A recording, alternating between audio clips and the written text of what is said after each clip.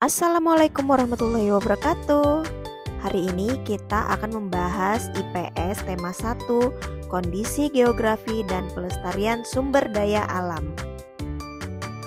Pokok bahasan kali ini kita akan mencari tahu bagaimana proses geografis mempengaruhi keragaman alam Indonesia. Keragaman alam di Indonesia. Proses geografis dan keragaman alam. Tujuan pembelajaran kali ini, siswa diharapkan dapat mendeskripsikan keragaman alam Indonesia.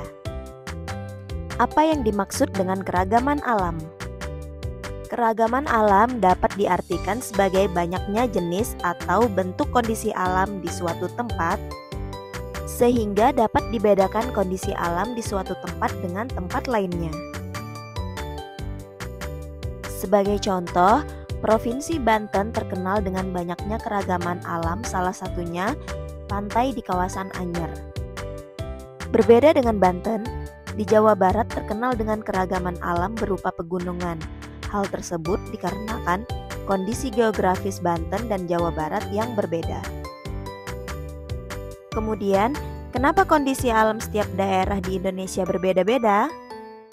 Keberagaman tersebut diakibatkan oleh proses geografis. Yang pertama adalah letak geografis Indonesia.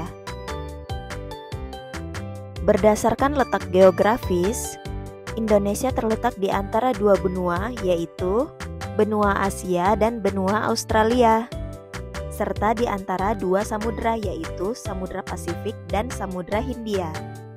Kemudian bisa dilihat di sebelah utara Indonesia ada Laut Cina Selatan dan Samudra Pasifik. Di sebelah timur ada Papua Nugini, di sebelah selatan dan barat ada Samudra Hindia. Letak astronomis Indonesia. Sebelum kita mencari tahu letak astronomis Indonesia, alangkah baiknya kita mencari tahu apa sih letak astronomis. Letak astronomis merupakan posisi suatu tempat berdasarkan garis lintang dan garis bujur. Berdasarkan letak astronomisnya, Indonesia berada di antara 6 derajat lintang utara, 11 derajat lintang selatan, dan 95 derajat barat timur, 141 derajat barat timur.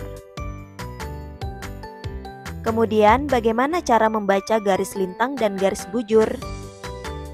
Garis lintang adalah garis khayal yang melingkari permukaan bumi secara horizontal. Sedangkan garis bujur adalah garis khayal yang menghubungkan kutub utara dan kutub selatan. Salah satu dampak letak astronomis tersebut menyebabkan perbedaan waktu.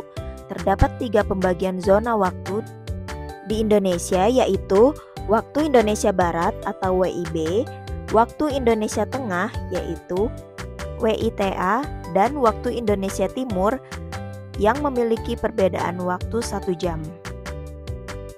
Waktu Indonesia Timur atau WIT lebih awal 2 jam dibandingkan dengan Indonesia Barat atau WIB.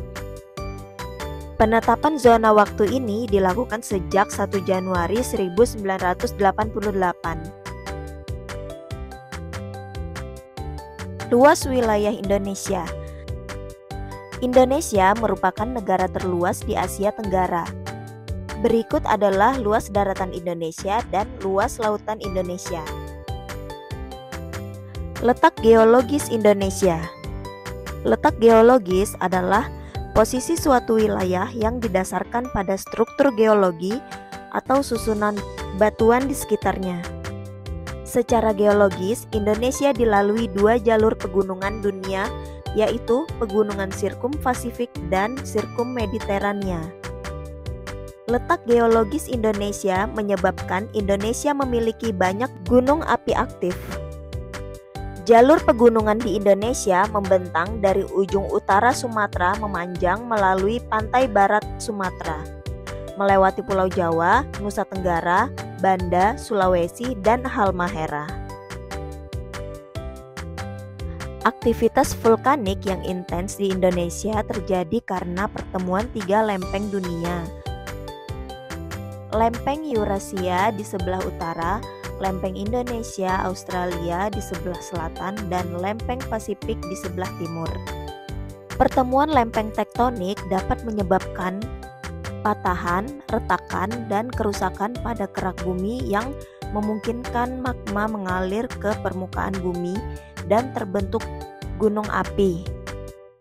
Selain banyak terbentuk gunung api, aktivitas tiga lempeng tersebut membuat Indonesia menjadi wilayah yang rawan terjadinya gempa bumi.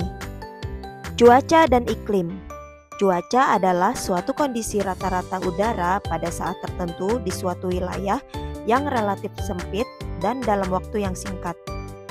Sedangkan iklim merupakan kondisi cuaca rata-rata tahunan pada suatu wilayah yang luas. Indonesia memiliki iklim tropis di mana terdapat dua musim, yaitu musim hujan Oktober sampai Maret dan musim kemarau April sampai September. Keadaan iklim dapat diamati dengan memperhatikan unsur-unsur cuaca dan iklim. Unsur-unsur tersebut antara lain penyinaran matahari, suhu udara, kelembaban udara, angin, dan hujan. Demikian pembahasan kita hari ini. Sampai jumpa.